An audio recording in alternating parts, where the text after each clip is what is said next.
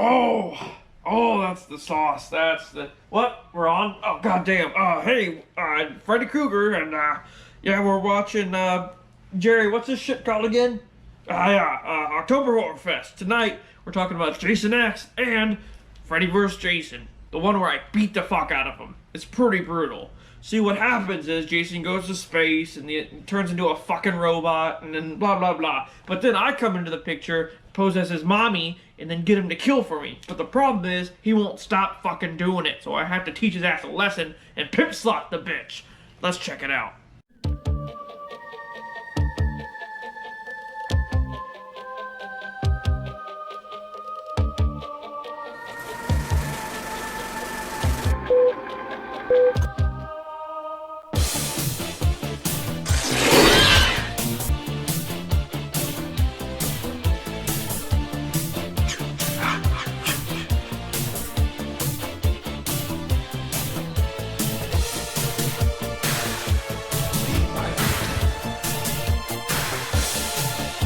They were making love while that young boy drunk.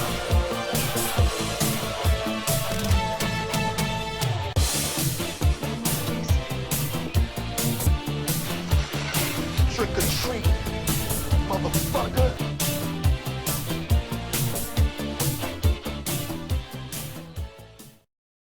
With your host, Freddy. Happy Halloween, bitch.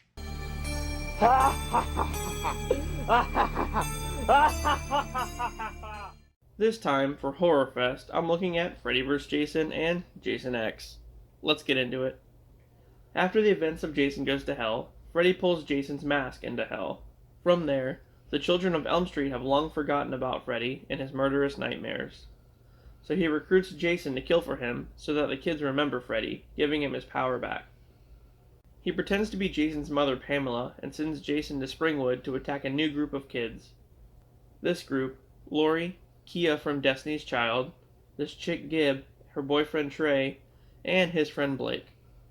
As it pours rain outside, the girls are hanging out at Lori's house, which just so happens to be Nancy's old house on Elm Street. Go figure. As they party, Jason sneaks into the house and kills Trey by bending his ass in half. Oh, relax, it's a Tempur-Pedic mattress. He'll be fine. As that's going on, Gib is in the shower and slips in his blood, causing her to find the body. Then, the kids all freak out and run into the street where Deputy Stubbs shows up. The police do an investigation and assume that Freddy came back to kill Trey. Of course, Jason is nowhere to be found. Then Lori's dad confines her to the house and is being way too overprotective. He's kinda sketch. Right after that, Blake is having a nightmare where Freddy almost kills him, but isn't quite strong enough. So, Blake wakes up to his father decapitated, thanks to Jason, and Jason's waiting to do the same to him. Will, who's Lori's old boyfriend, is in Weston Hill Psychiatric Hospital with his friend Mark. The two were sent there because they couldn't stop dreaming and kept talking about Freddy. Basically, the hospital is full of kids who remember Freddy, and the doctors are trying to quarantine them from the rest of the town to avoid anyone spreading his memory. And they're forcing them to all take Hypnosil, an experimental dream suppressant. Great. Anyway, Mark and Will escape, and Will finds Lori at school to warn her about where they've been. That night, all the kids go to a rave out in a random cornfield in the middle of nowhere, and Jason shows up to annihilate more kids. At one point, he 180s this guy's head, Mortal Kombat style, and then he kills everyone single file pretty much. Meanwhile, Gib is passed out drunk and is about to get touched by the sketchy dude covered in glow sticks. As she's passed out, she goes into the dream world and finds Trey, who's obviously Freddy, and then he attacks her. But, just before Freddy can kill her, Jason beats him to it. Lori and Will and some others escape and head back to town, where Will is confronted by Lori's father, a doctor at Weston Hills who had him committed in the first place. There's a whole subplot here of Will seeing Lori's father kill her mother, and then that being the reason he had Will taken to Weston Hills, but was it really her father, or maybe someone else?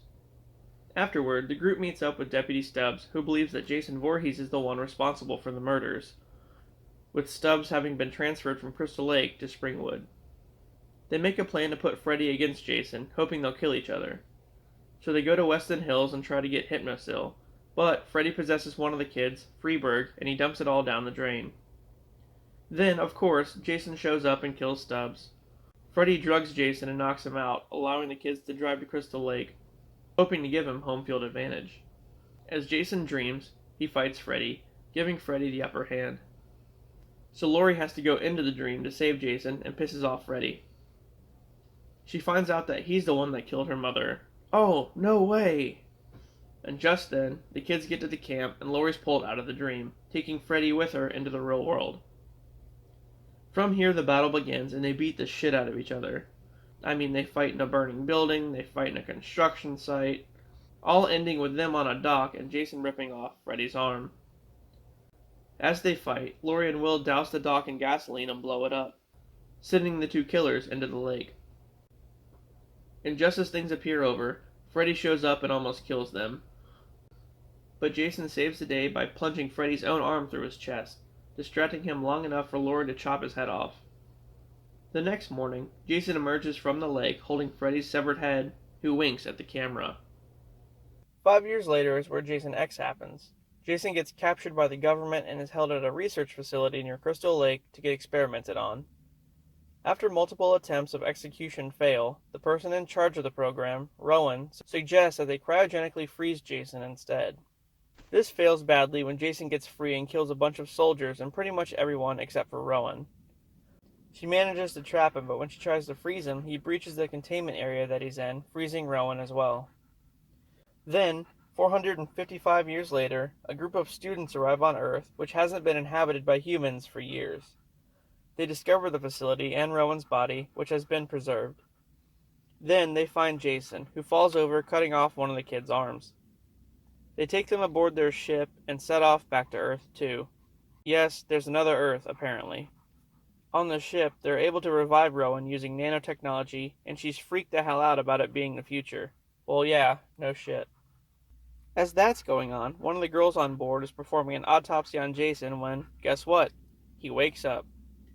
This is one of the craziest kills in the entire series.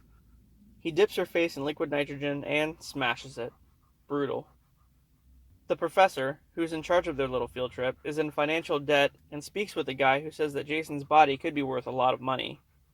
After that, Jason walks around the ship, killing off the students one by one.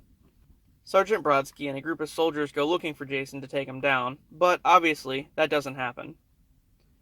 Then Jason kills these two guys playing a VR game.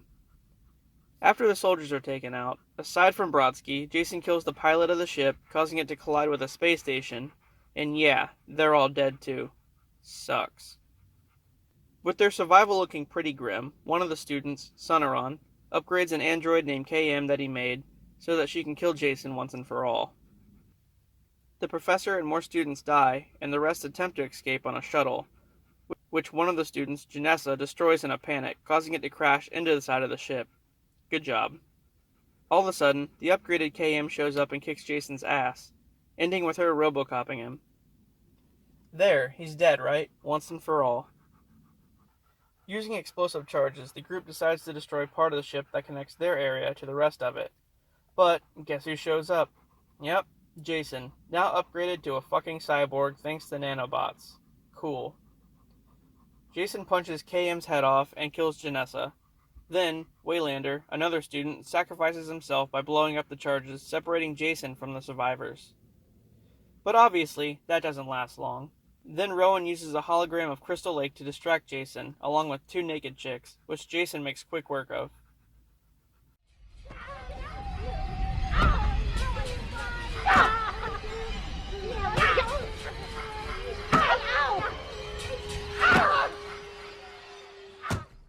And just when things look the worst, Brodsky intervenes and fights Jason. The ship explodes just as the survivors escape on a pod, and the explosion hurls Jason in their direction. But Brodsky intercepts him and rides Jason's body into the atmosphere of Earth 2, pretty much incinerating the both of them. Then Jason's mask falls into a lake. The end. Well, it was definitely cool to see Freddy fight Jason. I'm not sure why he knows karate, that's a bit weird. And yes, I wish Ken Hodder would have played Jason, no offense to Ken. And it's hard to say who really won that battle. I guess we can call it a tie? Of course, then they put Jason in space, because why not? It was a decent story, and Uber Jason looked pretty cool. However, they left it pretty open-ended. Did he and Brodsky die, or is the process going to start all over again in a new Crystal Lake? Alright guys, join me next time as I view this one, and I'll see you then.